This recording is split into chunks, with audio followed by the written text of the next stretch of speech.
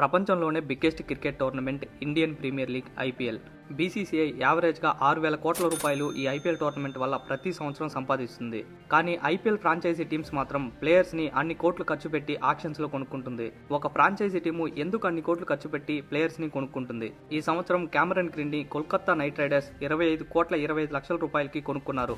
Last year Shreyas అయ్యర్ని 26 కోట్ల 75 లక్షల రూపాయలకి పంజాబ్ కింగ్స్ సొంతం చేసుకున్నారు. రిషబ్ పంత్ని 27 కోట్లు పెట్టి ఎల్ఎస్జీ లాస్ట్ ఇయర్ సొంతం చేసుకుంది. ఇలా ఐపీఎల్ కోసం ప్లేయర్స్ని ఇంత ఖర్చు పెట్టి కొనుక్కోవడం వల్ల ఫ్రాంచైజీ టీమ్స్కి లాభం ఏంటి? ఈ వీడియోలో ఒక ఫ్రాంచైజీ టీం డబ్బు ఎలా సంపాదిస్తుందో తెలుసుకుందాం. కాబట్టి వీడియోని చివరి దాకా చూడండి. వీడియోలోకి వెళ్లే ముందు మీకు ఇష్టమైన మీ ఫేవరెట్ ఐపీఎల్ టీం ఏంటో కామెంట్ సెక్షన్లో చెప్పండి. ఒక ఐపీఎల్ ఫ్రాంచైజీ టీము మొత్తంగా 5 మార్గాల నుంచి డబ్బును సంపాదిస్తుంది. అందులో మొదటగా ఎక్కువగా ఐపీఎల్ మీడియా రైట్స్ నుంచి సంపాదిస్తుంది. ఐపీఎల్ మీడియా రైట్స్ అంటే మ్యాచెస్ని టీవీలోను, మొబైల్ యాప్స్లోను, ఓటీటీ ప్లాట్ఫామ్స్లోను లైవ్గా చూపించడానికి హక్కులు పొందడం. టీవీలో ఐపీఎల్ మ్యాచెస్ని చూపించడానికి స్టార్ స్పోర్ట్స్ రైట్స్ని కొనుక్కుంది. అలాగే మొబైల్ ఓటీటీ ప్లాట్ఫామ్స్లో ఐపీఎల్ మ్యాచెస్ని చూపించడానికి జియో హాట్స్టార్ రైట్స్ని కొనుక్కుంది. స్టార్ స్పోర్ట్స్ వాళ్ళు, జియో వాళ్ళు ఇద్దరు కలిపి 2023 నుంచి 27 వరకు అంటే 5 సంవత్సరాలకి 48,390 కోట్ల రూపాయలకి ఈ హక్కులను కొనుక్కున్నారు. ఈ డబ్బుని ఇండియన్ క్రికెట్ బోర్డు బీసీసీఐకి ఇస్తారు. ఐపీఎల్ హిస్టరీలోనే ఇప్పటిదాకా జరిగిన డీల్స్లో ఇదే బిగ్గెస్ట్ డీల్. బీసీసీఐ ఈ మొత్తం డబ్బులో 50% తన దగ్గర ఉంచుకుంటుంది. మిగతా 50%ని ఫ్రాంచైజీ టీమ్స్కి ఇస్తుంది. అంటే 48,390 కోట్ల రూపాయల్లో 50% 24,180 కోట్ల రూపాయలని బీసీసీఐ తీసుకుంటుంది. మిగతా 50% 24,180 కోట్ల రూపాయలని 10 ఫ్రాంచైజీ టీమ్స్కి 10 భాగాలుగా విభజించి సంవత్సరానికి ఇంత అని సమానంగా ఇస్తుంది. 24,180 కోట్ల రూపాయలని 10 భాగాలు చేస్తే 2,418 కోట్ల రూపాయలు. ఈ 2,418 కోట్ల రూపాయలని బీసీసీఐ 5 సంవత్సరాలకు కలిపి ప్రతి ఫ్రాంచైజీ టీంకి ఇస్తుంది. అంటే ప్రతి సంవత్సరం బీసీసీఐ ఒక్కొక్క ఫ్రాంచైజీ టీంకి 483 కోట్ల రూపాయలని ఇస్తుంది. సింపుల్గా ఇలా అర్థం చేసుకోండి. ప్రతి ఐపీఎల్ ఫ్రాంచైజీ టీంకి ప్రతి సంవత్సరం 483 కోట్ల రూపాయలు ఐపీఎల్ మీడియా రైట్స్ వల్ల వస్తాయి. ఒక ఐపీఎల్ ఫ్రాంచైజీ టీంకి బిగ్గెస్ట్ షేర్ ఈ మీడియా రైట్స్ వల్లే వస్తుంది. 2 brand promotions. IPL media rights తర్వాత ఎక్కువగా ఒక ఫ్రాంచైజీ టీం మనీ సంపాదించేది ఈ బ్రాండ్ ప్రమోషన్స్ వల్లే. కంపెనీస్ ఐపీఎల్ టీమ్స్ తో డీల్ చేసుకుని వాళ్ళ బ్రాండ్ ని ప్రమోట్ చేసుకోవడానికి ఫ్రాంచైజీ టీమ్స్ కి భారీ మొత్తంలో డబ్బులు ఇస్తాయి. మనం మ్యాచ్ చూస్తున్నప్పుడు ప్లేయర్స్ జెర్సీ మీద చాలా లోగోస్ కనిపిస్తాయి. ఫ్రంట్ చెస్ట్ మీద ఉండే లోగో, బ్యాక్ సైడ్ ఉండే లోగో, భుజాల మీద ఉండే లోగో, ఇవన్నీ బ్రాండ్ ప్రమోషన్స్ కోసం వాళ్ళ లోగోస్ ని జెర్సీ మీద ప్రింట్ చేస్తారు. జెర్సీ ముందు భాగంలో మధ్యలో ఉండే లోగో అన్నింటికంటే ఖరీదైంది. కెమెరా ఫోకస్ ఎక్కువగా ఇక్కడే ఉంటుంది కాబట్టి ఈ ప్లేస్ కోసం కంపెనీలు 20 కోట్ల నుంచి 30 కోట్ల వరకు ఇస్తాయి. బ్యాక్ సైడ్ ఉండే వాటికి, భుజాల మీద ఉండే వాటికి ఫ్రంట్ సైడ్ తో పోల్చుకుంటే తక్కువ అమౌంట్ ని పే చేస్తారు. ఇవన్నీ కాకుండా ప్లేయర్స్ ఇంటర్వ్యూస్ ఇచ్చేటప్పుడు వెనుక బ్యాక్ సైడ్ బోర్డు మీద ఉండే లోగోస్, ప్లేయర్స్ తో యాడ్స్ షూటింగ్ చేయించడం, టీమ్ సోషల్ మీడియా పేజెస్ లో బ్రాండ్స్ ని ప్రమోట్ చేయించడం, స్టేడియం చుట్టూ ఉండే డిజిటల్ బోర్డుల ద్వారా వచ్చే ఆదాయంలో కూడా ఫ్రాంచైజీ టీమ్స్ కి లాభం కలుగుతుంది. ఒక టీమ్ కి ఎంత ఫ్యాన్ బేస్ ఉంటుందో దాన్ని బట్టి అంత ఎక్కువ అమౌంట్ ని బ్రాండ్స్ కూడా పే చేస్తాయి.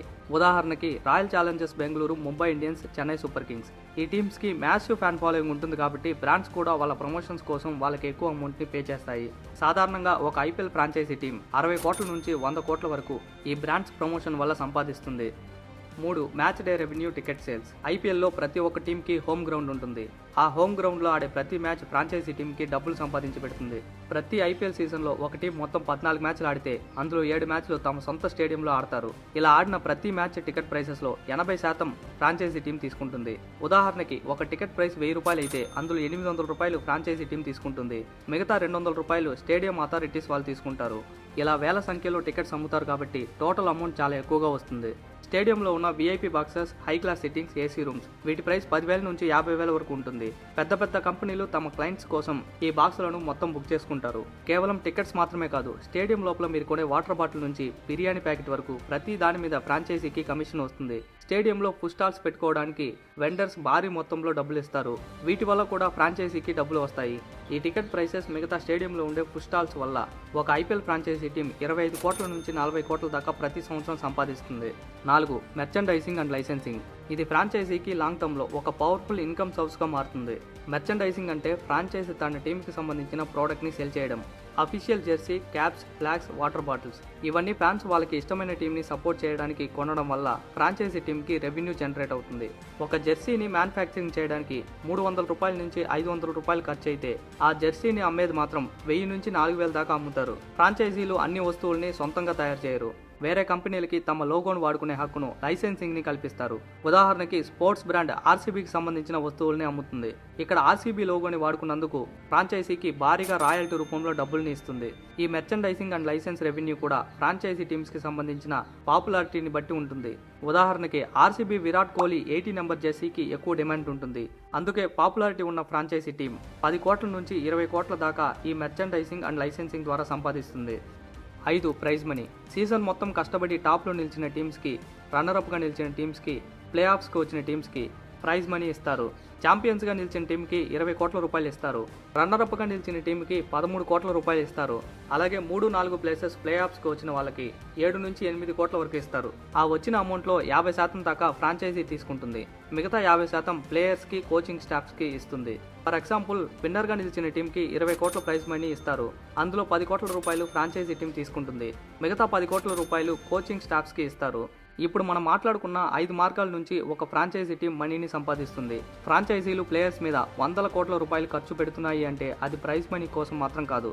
అది brand value, media rights, sponsorship ద్వారా వచ్చే 100 కోట్ల ప్రాఫిట్స్ కోసం. ఈ వీడియోలో ఉన్న ఇన్ఫర్మేషన్ నచ్చితే సబ్స్క్రైబ్ చేసి సపోర్ట్ చేయండి. ఇంకా మీ ఫేవరెట్ ఐపీఎల్ టీం ఏంటో కమెంట్ సెక్షన్లో చెప్పండి. Thank you for watching.